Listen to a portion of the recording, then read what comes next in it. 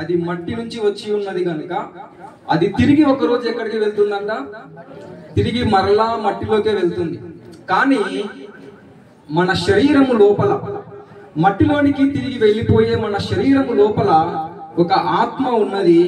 ఆ ఆత్మ ఎక్కడికి వెళ్తుంది అని అంటే దాన్ని దయచేసిన దేవుని యొద్దకే మరలా తిరిగి వెళ్ళును అని చెప్పి వాక్యం సెలవిస్తుంది.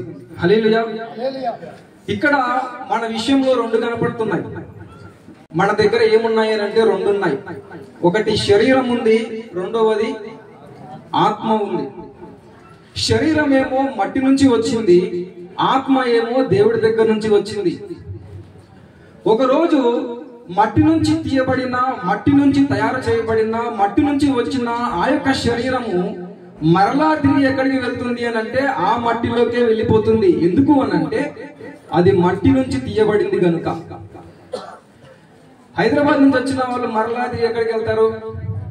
హైదరాబాద్కే వెళ్తారు. ఎందుకు అని అంటే వారు హైదరాబాద్ నుంచి వచ్చారు కనుక. మన్నైన మన శరీరము తిరిగి ఎక్కడికి వెళ్తుంది అని వాక్యం సెలవిస్తుంది అని అంటే మరలా తిరిగి మంటిలోకే వెళ్తుంది. కానీ మన లోపల ఒక ఆత్మ ఉంది అంట.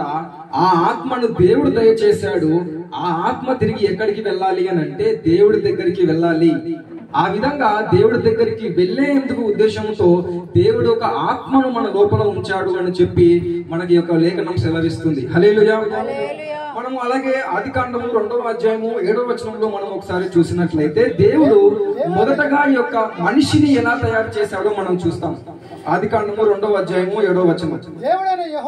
దేవుడైన యెహోవా నేల మంటితో నరుణ్ణి నిర్మించి వాని నాసికారంధ్రములలో జీవవాయువును ఊదగా నరుడు జీవాత్మ అయ్యెను. హల్లెలూయా. దేవుడు ఎలా మనిషిని తయారు చేశాడు అని అంటే మొదటగా నేల మంటిని తీసుకొని మనిషిని తయారు చేసి వాని యొక్క నాసికారంధ్రములలో దేవుడు ఒక జీవాన్ని ఇచ్చినప్పుడు, దేవుడు ఇచ్చినప్పుడు మనుషుడు జీవించేవాడయ్యాడు అని చెప్పి వాక్యం సెలవిస్తుంది. హల్లెలూయా. అలాగే ఆదికాండము 3వ అధ్యాయము 19వ వచనంలో కూడా మనం చూసినట్లయితే నీవు నేలకు తిరిగి చేరు వరకు నీ ముఖపు చెమటను కార్చి ఆహారమును నీవు తిందువు.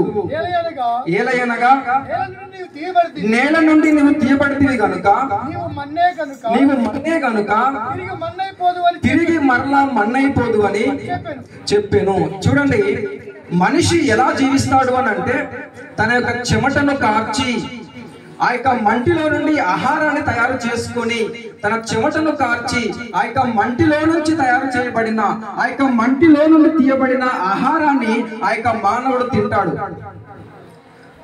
మట్టి నుంచి తీయబడిన మానవుడు తన జీవిత కాలం అంతా ఆహారాన్ని ఎక్కడి నుండి తింటాడు అని అంటే అదే మట్టిలో నుండి తీయబడిన ఆహారాన్ని తింటాడు. చివరికి ఒక రోజు అదే మట్టిలో కలిసిపోతాడు అని చెప్పి వాక్యం సెలవిస్తుంది. హల్లెలూయా. మనము అదే విధంగా ప్రసంగి గ్రంథము 3వ అధ్యాయము 20వ వచనంలో కూడా మనం చూసినట్లయితే సమస్తమును ఒక్క స్థలమునకే పోవును, సమస్తము మంటిలో నుండే పుట్టెను, సమస్తము తిరిగి మరలా మంటికే పోవును. హల్లెలూయా. ఈ ప్రపంచంలో ఈ భూమి పైన ఉన్న సమస్తము కూడా ఎక్కడి నుండి పుట్టింది అని అంటే మట్టిలో నుండే పుట్టింది. ఈ భూమి పైన ఉన్న జంతువులైనా, పక్షులైనా, చేపలైనా, ఈ యొక్క భూమి పైన ఉన్న చెట్లైనా, పుట్టలైనా, రాళ్ళైనా, రప్పలైనా, ఈ భూమి పైన నడుస్తున్న మానవుడైనా, ఎగురుతున్న పక్షులైనా, ఈ భూమి పైన జీవిస్తున్న అది ఏదైనా సరే అది ఎక్కడి నుండి తీయబడింది అని అంటే మంటి నుండే తీయబడింది అని చెప్పి లేఖనం మనకు సెలవిస్తుంది. మంటి నుండి తీయబడిన సమస్తము కూడా తిరిగి ఒక రోజు ఎక్కడికి చేరుకుంటుంది అని అంటే మరలా అదే మట్టికి చేరుకుంటుంది అని చెప్పి ఇక్కడ మనకి ప్రసంగి గ్రంథంలో మనం చూస్తున్నాం. హల్లెలూయా. మనందరము ఎక్కడి నుండి తీయబడ్డాము? మంటిలో నుండి తీయబడ్డాము గనక ఎవ్వరు ఆపినా మనం తిరిగి ఎక్కడికి వెళ్ళిపోవాలి? అదే మట్టిలోనికి వెళ్ళిపోవాలి. ఈ భూమి పైన జన్మించిన అది పురుగైనా, మనిషి అయినా, అది జంతువైనా, అది పక్షైనా, అది రాయైనా, అది రప్పైనా, అది పురుగైనా, అది దోమైనా, ఈ భూమి పైన ఉండే సమస్తము కూడా మట్టి నుండే తీయబడింది కనుక తిరిగి మరలా ఒకరోజు అదే మట్టిలోకి వెళ్ళిపోవాల్సిందే అని చెప్పి ఈ యొక్క వాక్యం మనకు సెలవిస్తుంది. హల్లెలూయా. కనుక మట్టిలో నుండి వచ్చిన ఆ యొక్క మానవుడు ఎక్కడికి వెళ్ళిపోతాడు అని అంటే తిరిగి మట్టిలోనికే వెళ్ళిపోతాడు. అదే సృష్టి. కానీ ఇక్కడ ఉన్న అద్భుతం ఏంటి అని అంటే మట్టిలోనికి వెళ్ళిపోయిన తర్వాత ఆ యొక్క మానవుడు మరణించినట్లేనా? మట్టిలోనికి వెళ్ళిపోయిన మానవుడు మరణించినట్లేనా? అతను మరణము పొందినట్లేనా? అతడు చనిపోయినట్లేనా? అంటే వాక్యం ఏమంటుంది అని అంటే మట్టిలోనికి వెళ్ళిపోయిన మానవుడు అతను మరణించినట్లు కాదు, అతని శరీరము మాత్రమే మట్టిలోనికి వెళ్ళిపోయింది. మట్టి నుండి తీయబడిన శరీరము మట్టిలోనికి వెళ్ళిపోయింది. అందులో ఆశ్చర్యం ఏమాత్రం కూడా లేదు. కానీ ఆ నరుడి లోపల దేవుడు ఒక జీవాత్మని ఇచ్చాడు. ఆ జీవాత్మ మాత్రం మట్టిలోకి వెళ్ళిపోదు. ఎందుకు మట్టిలోకి వెళ్ళిపోదు అని అంటే ఆ జీవాత్మ మట్టి నుండి తీయబడలేదు కనుక ఆ యొక్క ఆత్మ తిరిగి మట్టిలోనికి వెళ్ళదు అని చెప్పి వాక్యం సెలవిస్తుంది. మనకి ఎక్కడికి వెళ్ళాలి అని అంటే ఆ ఆత్మ ఎక్కడి నుండి అయితే వచ్చిందో ఆ యొక్క దేవాది దేవుడి దగ్గరికి ఆ యొక్క ఆత్మ తిరిగి వెళ్ళాలి అని చెప్పి యొక్క మనకు లేఖనాలు సెలవిస్తున్నాయి. అందుకనే మనము శిలువలో ప్రభు అయిన యేసు క్రీస్తును చూస్తూ ఉంటాం. శిలువలో ఉన్న ప్రభు అయిన యేసు క్రీస్తు ఆయన మరణము పొందుతున్నప్పుడు ఆయన పలికిన 7వ మాట, చివరి మాటగా ఆయన ఏమని పలుకుతున్నాడు అని అంటే తండ్రి నా ఆత్మను నీకు అప్పగించుచున్నాను అని చెప్పి ఆయన పలుకుతున్నాడు. హల్లెలూయా. ఆయన ఆత్మను ఎవరికి అప్పగిస్తున్నాడు అని అంటే పరలోకమందున ఆ యొక్క దేవాది దేవుడికి ఆయన ఆత్మను అప్పగిస్తున్నాను అని చెప్పి సెలవిస్తున్నాడు. అలాగే మనము స్టెఫను విషయంలో కూడా మనం చూసినట్లయితే ఆయన అపోస్తుల కార్యములలో 7వ అధ్యాయము 59వ వచనంలో ఆయన మరణిస్తున్నప్పుడు ఆయన హతసాక్షి అవుతున్నప్పుడు ఆయన పలుకుతున్న మాటని మనం చూడవచ్చు. ప్రభువుని గురించి మొరపెట్టుచు, ప్రభువుని గురించి స్టెఫను మొరపెడుతూ యేసు ప్రభువా నా ఆత్మను చేర్చుకొనుమని స్టెఫను పలుకుచు ఆయన ప్రాణమును విడిచెను అని చెప్పి మనకు వాక్యం సెలవిస్తుంది. స్టెఫను మరణిస్తున్నప్పుడు ఆయన ఏమని పలుకుతున్నాడు అని అంటే యేసు ప్రభువా నా యొక్క ఆత్మను నీకు అప్పగిస్తున్నాను అని చెప్పి స్టెఫను పలికి ఆయన యొక్క ప్రాణమును విడిచిపెట్టాడు. నా యొక్క దేహమును నీకు అప్పగిస్తున్నాను యేసు ప్రభువా అని చెప్పి ఆయన ప్రాణాన్ని విడిచిపెట్టలేదు. నా దేహమును నీకే ఇస్తున్నాను అని చెప్పి ఆయన మరణించేటప్పుడు ఆయన ప్రాణమును విడిచిపెట్టలేదు. నా ఆత్మను నీకు అప్పగిస్తున్నాను యేసు ప్రభువా అని చెప్పి ఆయన ఆత్మను అప్పగిస్తున్నట్లుగా మనం చూస్తున్నాం. ఈ శరీరాన్ని మనము దేవుడికి అప్పగించలేము. ఎందుకు అని అంటే అది మన్నే గనక మన్నులోనికి తిరిగి వెళ్ళిపోతుంది. కానీ మన ఆత్మను మనము ఎవరికి అప్పగించాలి అని అంటే ఆ యొక్క పరలోకమందున్న మన కొరకు ఈ లోకంలో రక్తాన్ని కార్చి మనకు రక్షణను ఇచ్చిన ఆ యొక్క యేసు ప్రభువుకి మన యొక్క ఆత్మను మనము అప్పగించినట్లయితే మన యొక్క ఆత్మ సురక్షితంగా ఆ యొక్క పరలోక రాజ్యములో నిత్య జీవములో యుగ యుగాలు ఉంటుంది అని చెప్పి వాక్యం మనకు సెలవిస్తుంది. హల్లెలూయా. హల్లెలూయా. మన్నైన శరీరం ఎక్కడికి వెళ్తుంది? మరి మన లోపల ఉండే ఆ యొక్క ఆత్మ ఎక్కడికి వెళ్తుందంట? దేవుని యొద్దకే వెళ్తుందా? చెప్పండి, దేవుని యొద్దకే వెళ్తుందా? చెప్పగలరా ఎవరైనా? దేవుని యొద్దకే ఖచ్చితంగా వెళ్ళగలదు అని చెప్పగలరా? మీ అందరికీ ప్రశ్న ఏంటి అని అంటే మీకంటే ముందు మరణించిన మీకు తెలిసిన వారు కానీ ఇంకెవరైనా కానీ వారు ఇప్పుడు ఎక్కడున్నారో, ఏం చేస్తున్నారో, ఎలా ఉన్నారో మీకేమైనా తెలుసా? చెప్పండి.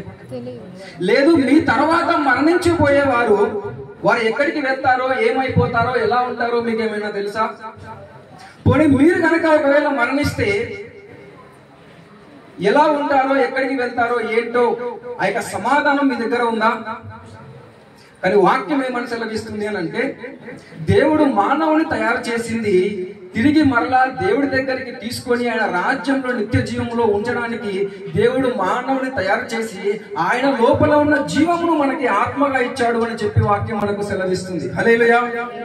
అయితే మరణం తర్వాత ఏమవుతుంది అనేది ఈరోజు మన సందేశం. మరణం తర్వాత ఏమవుతుంది అని అంటే మరణం తర్వాత ఆ యొక్క ఆత్మ బతికే ఉంటుంది. శరీరానికి మరణము కానీ ఆత్మకు మరణము కాదు. ఆ యొక్క ఆత్మ జీవించే ఉంటుంది. ఆ యొక్క ఆత్మ యుగ యుగాలు కూడా జీవించే ఉంటుంది. మరణము లేని ఆ యొక్క జీవము కలిగిన ఆత్మ 2 ప్రదేశాలకు వెళ్తుంది అని చెప్పి వాక్యం మనకు సెలవిస్తుంది. మరణించిన తర్వాత ఆత్మ ఎక్కడికి వెళ్తుంది అని అంటే ఒకటి పరలోకము, రెండవది నరకము. మనము శిలువలో ప్రభు అయిన యేసు క్రీస్తుని మనం చూస్తాం. ప్రభు అయిన యేసు క్రీస్తు శిలువలో ఉన్నప్పుడు అటుపక్క ఒక దొంగ, ఇటుపక్క ఒక దొంగ వేలాడడం కూడా మనం చూస్తూ ఉంటాం. ప్రభు అయిన యేసు క్రీస్తుకి ఒక పక్క ఉన్న దొంగ ప్రభు అయిన యేసు క్రీస్తు దగ్గరికి వచ్చి తన పాపములను ఒప్పుకొని పశ్చాత్తాపం పడి మారు మనసు పొంది ప్రభు అయిన యేసు క్రీస్తుని రక్షకుడిగా అంగీకరించిన తర్వాత ఆ యొక్క దొంగ ఎక్కడికి వెళ్ళాడు అని అంటే పరదేశంలోనికి వెళ్ళినట్లుగా మనం చూస్తాం. ఒకసారి చదవండి లూకాసు వార్త 23వ అధ్యాయము 43వ వచనం. అందుకు ఆయన వానితో నేడు నీవు నాతో కూడా పరదేశిలో ఉందువని నిశ్చయముగా నీతో చెప్పుచున్నానని అనెను. హల్లెలూయా, హల్లెలూయా. సిలువలో ఉన్న ఒక దొంగతో ప్రభు అయిన యేసు క్రీస్తు ఏమని చెబుతున్నాడు అని అంటే నిశ్చయముగా నేడు నీవు నాతో కూడా పరదేశిలో ఉంటావు అని చెబుతున్నాడు. ఒక దొంగ ప్రభు అయిన యేసు క్రీస్తుతో పాటు కలిసి మరణించిన తర్వాత పరదేశిలో ఉన్నట్లయితే మరి మరొక పక్క ఉన్న దొంగ ఎక్కడికి వెళ్ళాడు? మరొక పక్క ఉన్న దొంగ నిశ్చయముగా మరణించిన తర్వాత ఆ రోజు ఎక్కడికి వెళ్ళాడు అంటే నిశ్చయముగా ఆ యొక్క దొంగ మరొక ప్రాంతమైన నరకానికి వెళ్ళాడు. ఒక దొంగ ఏమో మారు మనసు పొందిన ఒక దొంగ ఏమో పరలోకానికి వెళ్ళాడు. మారు మనసు పొందని మరొక దొంగ ఏమో నరకానికి వెళ్ళాడు. ఈ లోకంలో మరణించిన తర్వాత ఏమవుతుంది అని అంటే రెండు ప్రదేశాలకి మానవుడు చేరుకోవాల్సి ఉంటుంది. ఒకటి ఆ యొక్క పరదేశి అనబడే ఆ యొక్క పరలోక రాజ్యానికి సంబంధించిన అంశం అయితే మరొకటి నరకము అనబడే అంశం మన మధ్యలో ఉంటుంది. మరణించిన ప్రతి ఒక్కరు కూడా అయితే పరదేశుకు వెళ్తారు, లేకపోతే నరకానికి వెళ్తారు. మనము లూకాసు వార్త 16వ అధ్యాయము 22-23 వచనంలో కనుక మనం చూస్తే అక్కడ ఇద్దరు వ్యక్తులు మరణించినట్లుగా మనం చూస్తున్నాం. ఆ దరిద్రుడు చనిపోయి దేవదూతల చేత అబ్రహాము రొమ్మున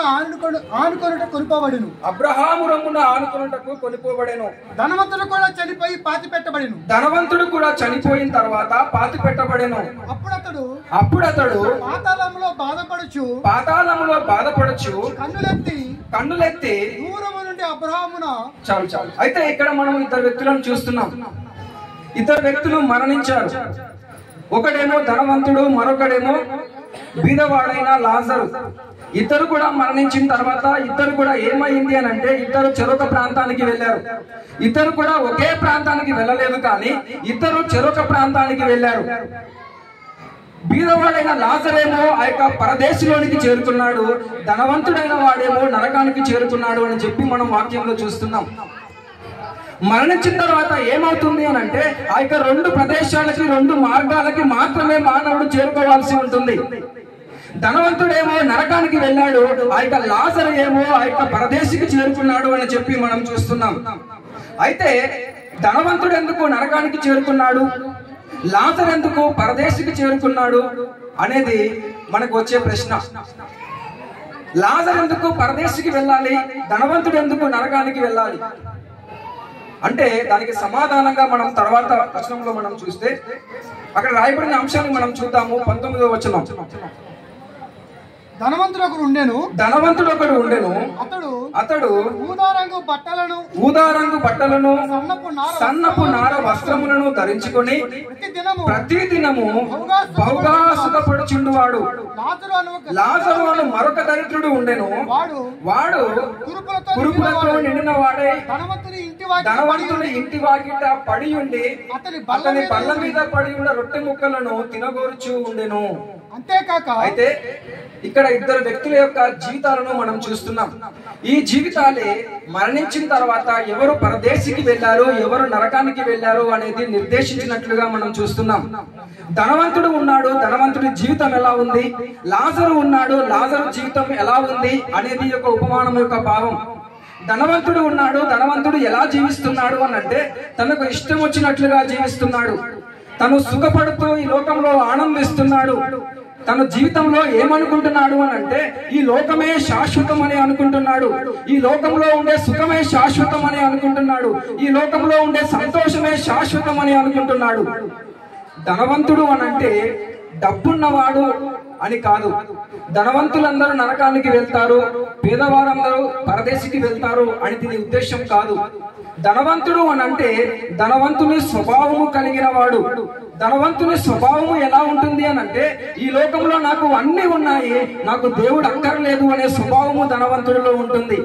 ఈ లోకంలో నాకు సమస్తము ఉంది, నేను ఏదైనా చేయగలను, నేను ఎక్కడికైనా వెళ్ళగలను, నా ఇష్టం వచ్చినట్లుగా నేను జీవించగలను, నేను ఎవరికి సమాధానము చెప్పవలసిన అవసరము లేదు అనే విధంగా ఆ యొక్క ధనవంతుడి యొక్క జీవితం ఉంటుంది. ఆ విధంగా ఇష్టం వచ్చినట్లుగా ఈ లోకంలో జీవిస్తూ దేవుని ఎడల భయభక్తులు లేకుండా ఈ లోకమే శాశ్వతమని, ఈ లోకము సంతోషమే శాశ్వతమని, ఈ లోకంలో ఉండే సుఖము ఆనందమే శాశ్వతమని జీవించే ఆ యొక్క ధనవంతుడు మరణించిన తర్వాత ఎక్కడికి వెళ్ళాడు అని అంటే ఆ యొక్క నరకానికి వెళ్ళాడు అని చెప్పి ఈ యొక్క వాక్యంలో రాయబడి ఉంది. మరి లాజరు ఎందుకు పరదేశికి వెళ్ళాడు అని అంటే, ఆ యొక్క లాజరు కురుపులతో ఉన్నప్పటికీ, ఆ యొక్క లాజరు పేదవాడైనప్పటికీ, ఆ యొక్క లాజరుకు తినడానికి ఆహారము లేకపోయినప్పటికీ, ఆ లాజరు మరొకరి పళ్ళపై నుండి పడే రొట్టె మొక్కలు తినే ఆ యొక్క దౌర్భాగ్యమైన స్థితిలో ఉన్నప్పటికీ ఆ యొక్క లాజరు ఎలా జీవించాడు అని అంటే దేవుని ఎడల భయభక్తులు కలిగి జీవించాడు. హల్లెలూయా. మరణం తర్వాత మరొక జీవితం ఉందని, ఆ జీవితమే శాశ్వతమని, ఈ లోకంలో ఉండే ఈ యొక్క అశాశ్వతమైన జీవితము శాశ్వతమైనది కాదు అని, ఈ లోకంలో ఉండే ప్రతిదీ వ్యర్థమని, పరలోకంలో ఉండేదే శాశ్వతమని, ఈ లోకంలో ఉండే కష్టము కానీ నష్టము కానీ బాధ కానీ అది శాశ్వతమైనది కాదు అని తలంచి ఆ యొక్క లాజరు బీదవాడైనప్పటికీ, తినడానికి ఆహారము లేకపోయినప్పటికీ, అతడు కష్టములో ఉన్నప్పటికీ నష్టములో ఉన్నప్పటికీ దేవుని భయభక్తులు కలిగి జీవిస్తూ ఉన్నాడు కనుక ఆ యొక్క భయభక్తులు కలిగిన జీవితము ఆ యొక్క లాజరును ఎక్కడికి తీసుకొని వెళ్ళింది అని అంటే ఆ యొక్క పరమందు ఉన్న ఆ యొక్క పరదేశికి లాజరును ఆ యొక్క జీవితము తీసుకొని వెళ్ళింది. మనం మరణించిన తర్వాత మనం ఎక్కడికి వెళ్ళాలి అనేది ఈ భూమిపైన ఉన్నప్పుడు మనమే నిర్ణయించుకోవచ్చు. ఈ భూమిపైన ఉన్నప్పుడు మనం జీవించే ఆ జీవితమే మనం మరణించిన తర్వాత పరదేశకు వెళ్ళాలా లేకపోతే నరకానికి వెళ్ళాలా అనేది మనమే నిర్ణయించుకుంటాము. మన యొక్క జీవితము, మనం నడుచుకునే నడక, మన యొక్క విధానము దేవుని వల్ల భయభక్తులు కలిగిన ఆ యొక్క జీవితమే మరణము తర్వాత మనల్ని ఎక్కడికి తీసుకొని వెళ్తుంది అనే అంశాన్ని నిర్దేశిస్తుంది. ధనవంతుడు ఉన్నాడు, తనకు ఇష్టానుసారంగా జీవిస్తున్నాడు, దేవుడిని విడిచిపెట్టాడు. ఈ లోకమే శాశ్వతం అనుకున్నాడు, ఈ లోక సంతోషమే శాశ్వతం అనుకున్నాడు, పరలోకం అనేది లేదనుకున్నాడు. మరణించిన తర్వాత నరకానికి వెళ్ళాడు. ఈ లోకంలో లాజరు అనేవాడు మరొకడు ఉన్నాడు. ఈ లోకము అశాశ్వతమైనది అనుకున్నాడు, పరలోకమే శాశ్వతం అనుకున్నాడు, దేవునిలో భయభక్తులు కలగడమే జీవితం అనుకున్నాడు. బాధలో ఉన్నప్పటికీ దేవుని విడిచిపెట్టకుండా నమ్మకంగా ఉన్నాడు. మరణించిన తర్వాత ఆ యొక్క లాజరు పరదేశికి వెళ్ళాడు అని చెప్పి మనం వాక్యంలో చూస్తున్నాం. హల్లెలూయా. ఈ లోకమే శాశ్వతము అని కనుక మనం అనుకుంటే చివరికి మిగిలేది ఏంటి అని అంటే, చెప్పండి, చివరికి మిగిలేది ఏంటి? మట్టి కూడా కాదు. అర్థమైందా? మట్టి కూడా మిగలదు, ఏది మిగలదు. ఒట్టి చేతులతో వచ్చిన వాడు ఎలా వెళ్తాడంట? ఒట్టి చేతులతోనే వెళ్తాడు. కనీసం ఆ మీ శరీరం తయారు చేయబడ్డ ఆ మట్టిని కూడా తీసుకొని వెళ్ళలేడు.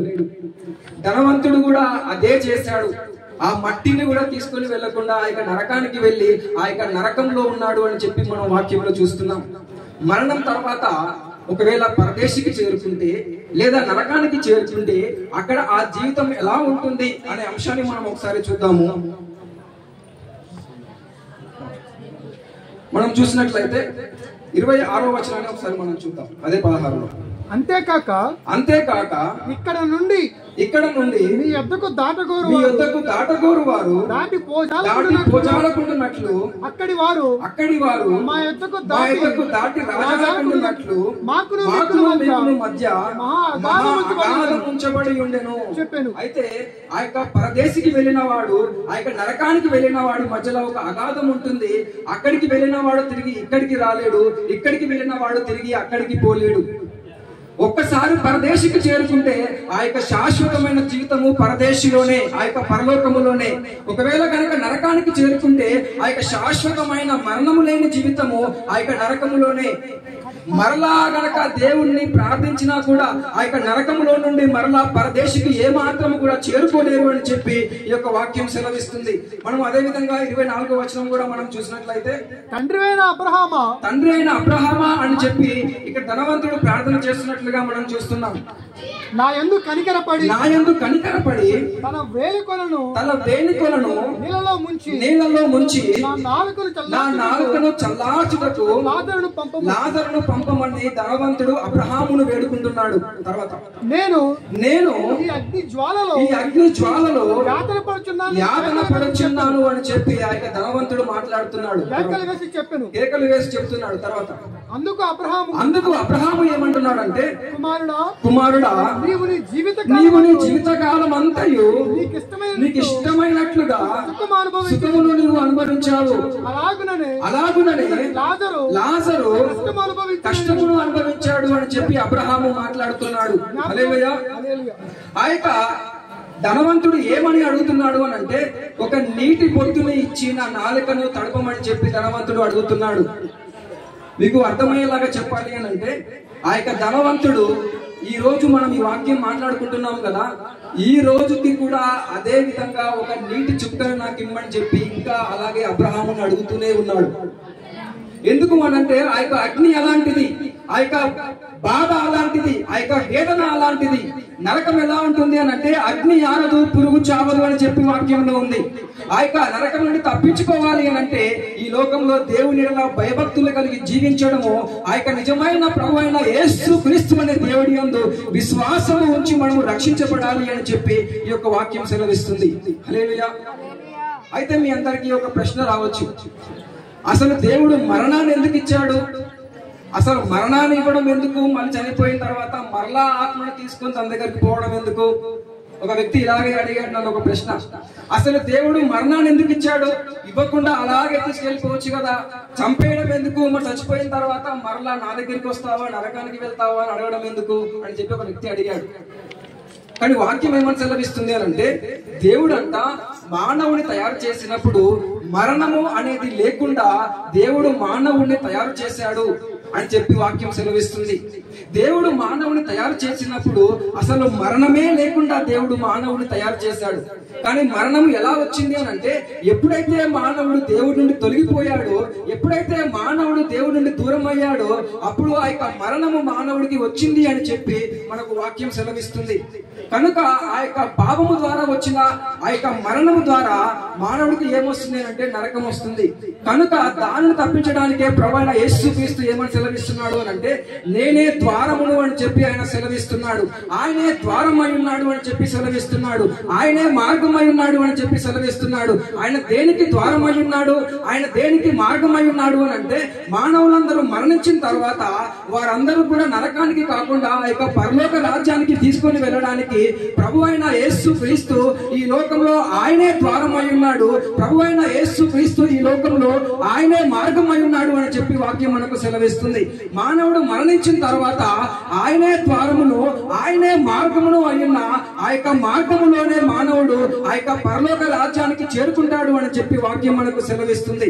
మరి ఆ విధంగా మానవుడు ఆ యొక్క పరలోక రాజ్యానికి చేరుకోవాలి అని అంటే మనం ఏం చేయాలి అని అంటే, మనము మన యొక్క పాపపు జీవితాన్ని విడిచిపెట్టి ప్రభు అయిన యేసు క్రీస్తు అనే ఆ యొక్క నిజ దేవుని రక్షకుడిగా అంగీకరించి మన యొక్క నోటితో మనము ప్రభు అయిన యేసు క్రీస్తుని ఒప్పుకొని మన హృదయంలో ప్రభు అయిన యేసు క్రీస్తుని అంగీకరించినట్లయితే ఆయనే మార్గము కనుక ఆ యొక్క మార్గము ద్వారా ప్రభు అయిన యేసు క్రీస్తు ప్రతి మానవుని కూడా ఆ యొక్క పరలోక రాజ్యానికి చేరుస్తాడు అని చెప్పి వాక్యం సెలవిస్తుంది.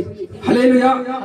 మన మధ్యలో ఉన్న ఆ యొక్క పెద్ద ఆయన ఆ యొక్క పరదేశికి చేరుకున్నాడు అని చెప్పి ఈ కుటుంబాన్ని యొక్క వాక్యము ద్వారా ఆ యొక్క ఆదరణను మీకు యొక్క వాక్యము ద్వారా తెలియజేస్తున్నాను. ఎందుకు అనంటే, ఆ పెద్ద ఆయన మారు మనసు పొంది రక్షణ పొంది యేసు క్రీస్తు ప్రభువే దేవుడని అంగీకరించి ఆయన నామములో తండ్రి కుమార పరిశుద్ధాత్మ నామములో ఆయన బాప్తిస్మము పొంది ఆయన పల్లారాధనలో చేసి ఆయన దేవుని యందు భయభక్తులు కలిగి ఉన్నాడు గనక ఆ పెద్ద ఆయన మరణించి ఈ రోజు పరదేశిలో ఉన్నాడు అని చెప్పి ఆయన పరదేశికి వెళ్ళడానికి ప్రభు అయిన యేసు క్రీస్తు ఆ యొక్క మార్గము ద్వారా ఆయనను పరదేశకు తీసుకొని వెళ్ళి అక్కడ ఆదరణను నెమ్మదిని ఆయన కలగజేశాడు అని చెప్పి ఈ కుటుంబానికి కూడా ఆదరణ వాక్యాన్ని మీకు అందరికీ తెలియజేస్తున్నాం. హల్లెలూయా. అదే పెద్ద ఆయనని మనం ఒక రోజు తిరిగి చూస్తాం. హల్లెలూయా. నమ్ముతున్నారా? విశ్వసిస్తున్నారా? ఒక రోజు ఆ పెద్ద ఆయనని మనం అందరం మరలా కలుసుకుంటాం. ఆయన మట్టిలో కలిసిపోయాడు, మనం మరలా చూడలేము అని చెప్పి మీరు అనుకోవద్దు. మీరు కనుక పరదేశికి ప్రభు అయిన యేసు క్రీస్తు ద్వారా వెళితే మీరు ఆ పెద్ద ఆయన చూస్తారు. ప్రభు అయిన యేసు క్రీస్తుని విడిచిపెట్టి మీరు తిరిగినట్లయితే పరదేశికి వెళ్ళలేరు కనుక ఆ పెద్దలని మీరు కలుసుకోలేరు. కనుక ఆ పెద్ద ఆయనని ఇక్కడ ఉన్న ప్రతి ఒక్కరు కూడా ఒకరోజు కలుసుకుంటారు అని, కలుసుకునే విధంగా ప్రతి ఒక్కరు కూడా ఆయనలాగే రక్షణ పొంది యేసు క్రీస్తు యందు విశ్వాసం నుంచి రక్షించబడాలని మీ అందరికీ కూడా ఆ యొక్క సందేశాన్ని తెలియజేస్తున్నాను. హల్లెలూయా. హల్లెలూయా. ఈ వాక్యము దేవుడు దీవించి ఆశీర్వదించును గాక. ఆమేన్.